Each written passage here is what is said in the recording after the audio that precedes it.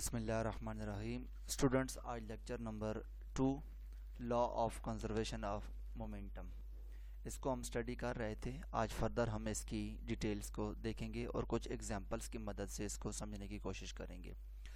तो law of conservation of momentum में ये जो दो बॉल्स हैं, ये कोलिजन से पहले इस तरह से थी, इनका मैस m1 और m2 था, और कोलिजन के बाद इनका जो मैस है वो m1 m2 ही रहेगा, लेकिन इनकी जो वेलोसिटी है वो चेंज हो जाएगी। अगर प्रैक्टिकल एग्जांपल में देखा जाए तो जो दो कार्स हैं वो आपस में टकराती हैं, टकराने से पहले इनकी वेलोसिटी कुछ और होती है, टकराने के बाद इनकी वेलोसिटी कुछ और हो जाती है। तो किस तरह से इनकी वेलोसिटी के अंदर चेंज अपीयर होता है, ये हम law of conservation of momentum के अंदर स्टडी करते हैं। और इसी तरह से ये जो रॉकेट है, रॉकेट जब लॉन्च होता है उस वक़्त भी law of conservation of momentum के तहत ही ये कुछ फिनोमेना प्ले करता है। तो लास्ट लेक्चर के अंदर हमने ये चीज़ डिस्कस की थी कि सिस्टम किसको कहते हैं और आइसोलेटेड सिस्टम किसको कहते हैं, लेकिन आज हम इसको फर्दर देखेंगे कि total momentum of system before collision, जो बॉडी 1 है m1 और इसकी जो वेलोसिटी है वो v1 है, इसका मोमेंटम बनेगा m1v1, ये पहली बॉडी का है, और इसी तरह से m2v2 ये दूसरी बॉडी का है। ये कोलिजन से पहले है, और कोलिजन के बाद इसका जो मोमेंटम है वो m1v1 प्राइम बन जाएगा और m2v2 प्राइम बन जाएगा। लेकिन principle of conservation of momentum कहता क्या है?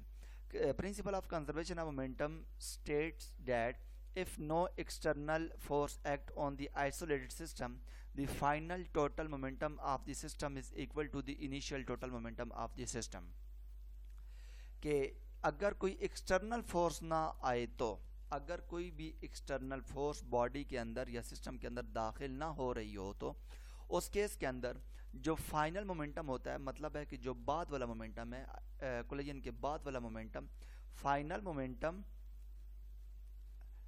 मोमेंटम एंड इनिशियल मोमेंटम, जो बाद वाला मोमेंटम है, जो पहले वाला मोमेंटम है, ये आपस में इक्वल होते हैं।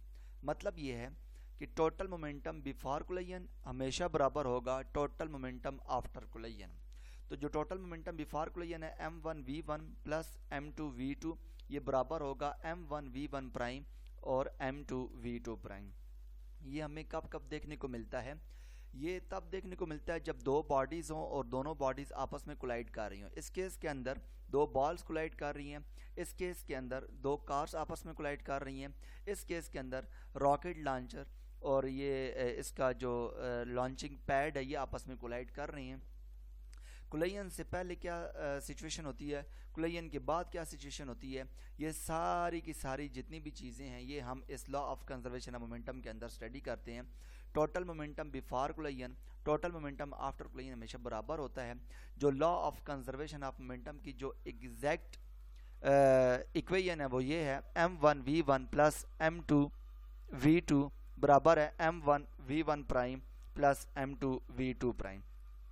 Further law of conservation of momentum के बारे में हम अगले लेक्चर में इन डिटेल स्टडी करेंगे कि किस तरह से एक बॉडी का मोमेंटम दूसरे बॉडी का मोमेंटम आपस में कैच करती है या इंटरचेंजेबल होती है। m1v1 प्लस m2v2 ये बिफोर कोलिजन है, m1v1 प्राइम m2v2 प्राइम ये आफ्टर कोलिजन है। ये पहली बॉडी का बिफोर कोलिजन, ये दूसरी बॉडी का बिफोर कोलिजन, ये पहली बॉडी का आफ्टर कोलिजन, ये दूसरी बॉडी का आफ्टर कोलिजन। ये टोटल मोमेंटम पहले वाला और टोटल मोमेंटम लास्ट वाला ये आपस में हमेशा कंजर्व रहता है, हमेशा बराबर रहता है।